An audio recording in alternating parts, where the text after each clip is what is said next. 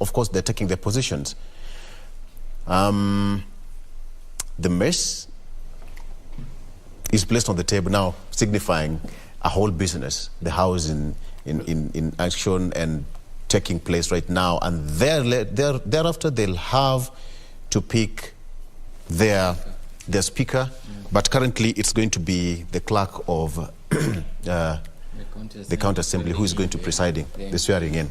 But absolutely. Now, there's something we need to remember, that the NMS, Nairobi Metropolitan Service, yes, just is no longer in place, because with the new government, and their term was actually supposed to end upon the incoming government of the county assembly. And so what has happened is that all the services that were being performed, that had been given to NMS, some of them being roads and drainage, are actually going to revert back. From today, they have reverted back to the county assembly and to the Nairobi County government.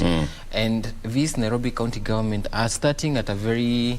I have a lot of work to do, because number one, NMS was getting its budget from the national government.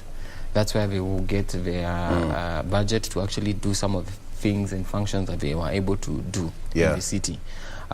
We've seen most of the roads recarpeted and done. We've seen most of the street lights done. We've seen Uhuru Park and City Park, all those renovations being done.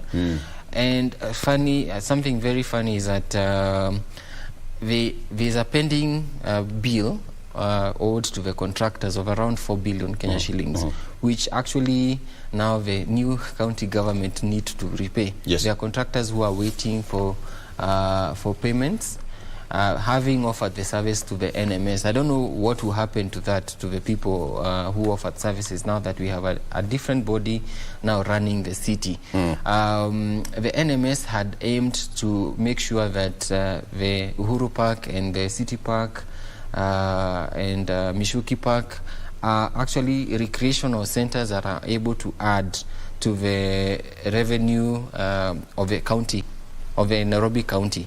But now we've had declarations by the governor, Honorable Sakaja, stating that it will be free for one to actually access the park, which makes it look like the work done by NMS was actually not, will be thrown away, just like that.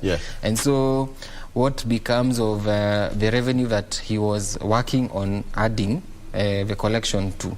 And so it will be quite interesting to see how this county government does its work. They have made promises, one of them being the fact that the governor, one of the things that he actually raised manifestos in his manifesto was that he was going to create one permit, a single permit for businesses. Instead of ending up with around 7 to 10 permits that you have to actually apply for before you run a business in Nairobi. So I am waiting to see what this assembly will be able to legislate, whether they'll be able to agree to that. There is another thing that the governor said, that he was going to work on the traffic in this city by introducing some of the trains. He had even said that there was land demarcated in some of the areas in Nairobi to be taken over by the new rail. I do not know how that will go, because it's a costly process to actually acquire land from the private landowners back to the public. I do not know whether they have the money to actually pay the private landowners. Clearly, there's a lot of work for the MCAs thereafter. Okay, so that is a live feed from the Nairobi County Assembly, and of course the standing orders of the Nairobi County Assembly state that during the first sitting, the legislators will take their oath of office, then elect their speaker thereafter. That is the first, what's the order paper.